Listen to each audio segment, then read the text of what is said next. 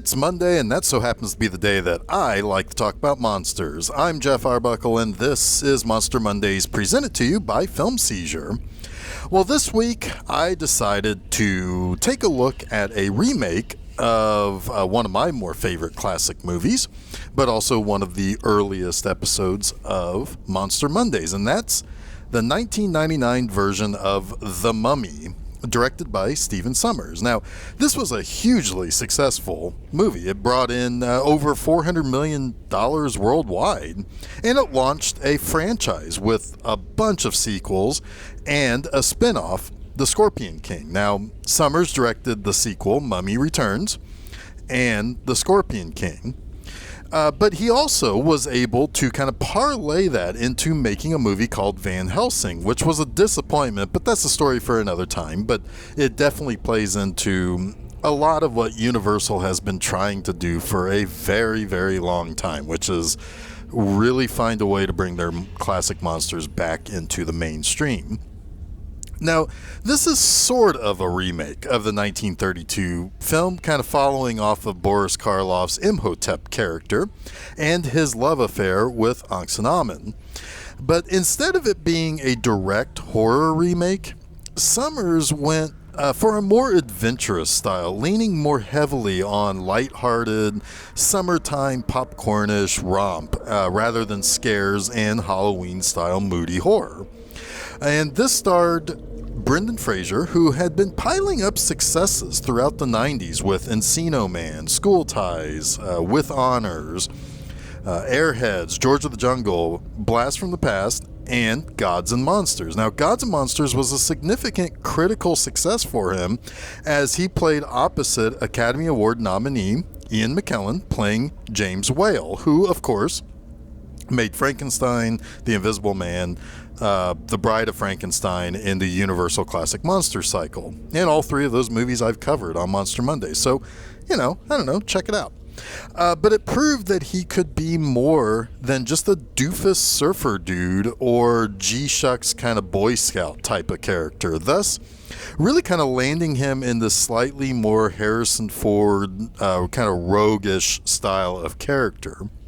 And we also have Rachel Weisz, who was pretty much at the start of her popularity, having previously been in mostly smaller dramatic movies, which also included a movie called Swept from the Sea, which, as it turns out, also starred Ian McKellen.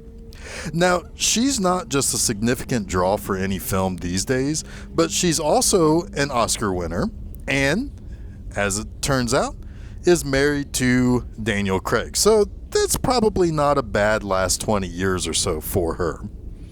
So on to the movie. Well, to add a little bit more drama to this 1999 version, we start in ancient times with Imhotep and Ankhsenamen having their little tryst and getting caught by the pharaoh, and they end up killing him. Ankhsenamen then kills herself to avoid capture by the pharaoh's bodyguards, and for Imhotep to ultimately resurrect her with the Book of the Dead. Now, he can't complete this ritual before the pharaoh's bodyguards catch up with him, and as with the 1932 version, he gets his tongue cut out and he's mummified alive, but with a little bit of a twist. The pharaoh's bodyguards throw in some scarab beetles in with his sarcophagus to kind of eat him alive. And of course they do the whole thing where if he's dug up, well, bad stuff is going to happen. Now, flash forward to 1923 in Hamunaptra, which is the fabled city of the dead for where a lot of pharaohs and a lot of people were ultimately mummified and buried in their crypts and stuff. This is where we meet Fraser's Rick O'Connell, who is part of a group of like Foreign Legion type of fighters who are in a war over the area, and they're also being watched by the descendants of the pharaoh's bodyguards to prevent Imhotep from being found and potentially dug up. After that short scene, we move forward 3 more years where we meet Jonathan and Evelyn Carnahan, and that's John Hannah plays Jonathan Carnahan, and Rachel Weisz, who plays Evelyn. But they're British Egyptologists, and she's in particular seeking out a specific book. And it turns out that it's the Book of the Dead. Now, Evelyn is kind of clumsy as we see her in the beginning. She's a little overzealous, which causes her to be a little aloof, and she kind of stumbles over stuff. She wrecks the library that she works in and everything. And Jonathan is kind of an idiot. They are children of rich people, so you kind of get the point here. They're a little bit, now that their parents have passed away, they're a little bit of like trust fund kids who, you have one who's really trying to make it on her own, while the other is kind of a drunkard and an idiot. Well, they come across a map that will lead them to Hamunaptra, and so they head to the guy who runs the ancient museum, the Egyptology Museum, or whatever it's called, and he sort of purposely burns up a chunk of the map and says that they really probably should not waste their time with this, that it's probably not going to end well. Well, Jonathan and Evelyn, who mostly goes by Evie for the rest of this movie, go to speak to Rick, who is in prison because he was originally in possession of the little kind of star-shaped box that had the map in it. And Rick will only tell them anything about how to get to Hamunaptra if she's able to get him out of prison before he's hanged. Why he's being hanged is kind of, they said that he was having a good time with the lady. So I'm guessing he was out there getting drunk, soliciting women and starting bar fights or something. I don't know. Apparently that's a hangable offense in 1920s Egypt. Well, they end up saving Rick, and they head to Hamunaptra, but they're also in a race against another team made up of mostly treasure hunters from America who are going to the same place. And they also have to look out for members of those bodyguard guys who have snuck aboard this river boat that they're taking down the Nile to get the map, as well as this key, which is what is really the box that they found the map in, that Evie has. Basically, the key will open the Book of the Dead. Now, after a narrow escape, they get to Hamunaptra about the same time as the American team, and Rick, Evie, and Jonathan kind of break off into one tomb, and they actually uncover Imhotep's tomb. And the others, the other people on the expedition, they find scarab beetles that will burrow into your skin and kill you from the inside out. They find acidic traps for people who try to open a tomb, and they run afoul with the bodyguard guys. Now, eventually, the American team finds this little box that has a curse on it that is speaking directly about Imhotep, but it contains the Book of the Dead, which later that night Evie borrows, we'll say, and decides to open it and begins reading from it. Well, of course, that revives Imhotep, and he is able to regenerate to full strength by essentially killing the American team one by one, by just basically he sucks the life out of them, and it allows for him to be basically reborn that way and regenerate. But worse, he is also bringing about the various plagues to Egypt, the old fabled 10 plagues of Egypt and so forth. So, interestingly though, he is quite smitten by Evie for what he perceives as being the key to the reincarnation of Ankhsenamen, and that she was the one who read from the book to bring him back. Now, the leader of the bodyguard guys goes by the name of Ardith Bey. Now, fans of the original 1932 version should be quite familiar with that name, but he hypothesizes that maybe the only way to stop the fully powered up Imhotep is the opposite book that brought him back, and this is the Golden Book of Amun-Ra. So they figure out where that golden book was hidden and plan to go to Hamunaptra to uncover it, but they're met on their way out of town by the fully regenerated Imhotep. So Imhotep takes Evie to perform the sacrifice to bring Ankhsenamen back, but Ardith Bay, Jonathan, and Rick chase after and survive a pretty neat wall of sand that Imhotep kind of conjures up.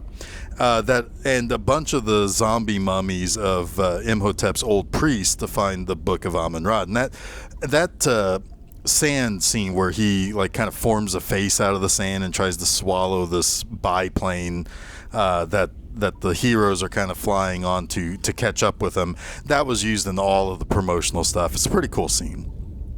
But after a struggle with the monster mummies and the zombified Ankhsenamun, Evie eventually reads from the good book of Amun-Ra, and Imhotep is sent back to the underworld. And after Rick, Evie, and Jonathan flee a crumbling Hamunaptra, it's a pretty happy ending for our heroes.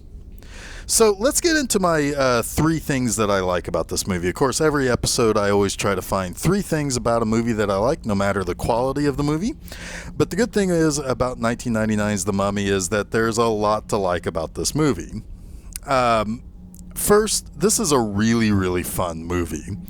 One major reason for why this is really kind of more embedded in my number 3 like, that I'll be talking about here in just a moment. But this is a movie that's very similar to the movies that came out in the wake of Raiders of the Lost Ark throughout the 80s.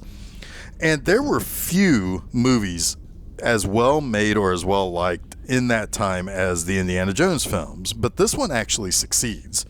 In fact, off the top of my head, of the movies that I know I've seen, this might be the only one that comes close to Indiana Jones in top to bottom entertainment value. I know there's things like Romancing the Stone and Jewel of the Nile, but if I've seen those, it's been at least 30 years. This one is almost as fresh today as it really was when I saw it in the theater in 1999. Now, I also especially like that this movie went the adventurous route instead of a straight-up horror version. I feel as though really the best way to deal with a new version of The Mummy is to really kind of go the action-adventure way. The entire archaeological element to Egyptology in the early 20th century has that air of excitement and adventure as if Indiana Jones himself was there doing stuff. They followed that path for the most recent version of The Mummy with Tom Cruise too, but it didn't quite work out as well. And that's not to say that you can't have a horror movie with mummies, but adventure really kind of fits this particular monster well, especially if you set it in the contemporary time in which people were digging up a lot of the Egyptian tombs and learning more about Egyptology and the pharaohs and so forth. My second like is the Jerry Goldsmith score. It's pretty phenomenal.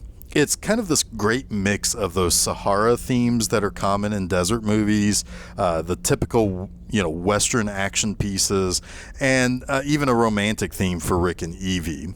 And it, again, compares nicely to Raiders of the Lost Ark. And with that said, there's really not much more to say because Goldsmith is just one of those top tier guys, along with John Williams, who did the Indiana Jones music, and the John Barrys and such. So there's really not much, more for anyone to really say about him. He's just terrific, and he knows what he's doing, and he knows exactly how to capture those right ideas and those themes. Now, thirdly, the reason why I think this movie works so well is that it's able to blend a lot of very old-time movie-making tricks to make for a very exciting movie. Now, similar to a movie that we covered on Film Seizure back in the early part of 2019, The Mask of Zorro, this movie is able to blend very old-fashioned ideas of the rogue hero, a spunky woman, and kind of a dummy sidekick, as well as those more George Lucas and Steven Spielberg modern tricks of having some jokes and lighthearted stuff in the middle of, pretty tense action scenes, as well as jump scares, and kind of really build something for everyone. And that's the reason why it was so successful, right? It could appeal to a lot of different people. Now, it has a feeling of something from like the 40s or the 50s, but still very modern. Even though it is a little bit of a product of its time, the script is still relatively fresh, but has that 40s and 50s style of the whip-smart dialogue, with the tempo of the dialogue and so forth. And Brendan Fraser wasn't the first choice to play Rick, but outside of Brad Pitt among the list of people like Matt Damon and Ben Affleck and so forth, I'm not sure who else would have been good for the part or for the style that the movie plays to. Now, of course, 15 years prior, if this movie was made in the 80s, I'd imagine Harrison Ford would have been the first go-to choice for that type of character. He's very, very heavily influenced by a mix of maybe Indiana Jones and Han Solo or something like that. Now, Rachel Weisz is the real breakout star of this movie, though. She's really able to hold her own as kind of the strong character while also being kind of soft and cutesy in her comedic stumbling about when she's having one of her more clumsy fits, and when she's doing her flirtations with Rick and everything. It's really kind of she's very down to earth, and that makes her even a little bit more attractive because she does seem. She seems to have a lot of agency. She seems to have a lot of ideas, and she's just a very capable character, and pretty easy on the eyes too.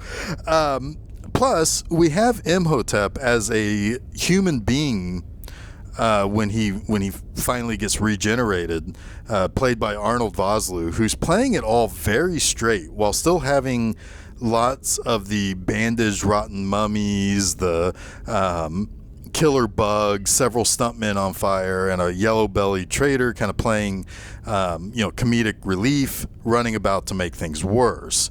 And it's just a fun, old-timey style adventure movie that is a great watch. And while, like I said, it's still kind of a product of its time, it's kind of oddly timeless in the way that it just kind of plays out. And it's just a really worthy remake of my favorite Universal classic monster movie. So that wraps up this week's Monster Mondays. Don't forget to check out new episodes of Film Seizure every Wednesday and a new installment of Monster Mondays each Monday on filmseizure.com, as well as places where fine podcasts are found like SoundCloud, Apple Podcasts, Google Podcasts, Stitcher, TuneIn. We're also on Amazon through Audible and Spotify. Additionally, hop on over to Facebook and Twitter to follow us by just searching for Film Seizure. And while you're at it, head over to my website, www.bmovieenema.com, and read new text articles each and every Friday. And if you want to watch a movie, there's now an episodic B-Movie Enema series that you can find on YouTube. New episodes will be coming out every Saturday from January 2nd to March 27th, 2021. So come watch a full movie with me on YouTube by searching for B-Movie Enema, or just go to the B-Movie Enema website. So until next week, stay spooky.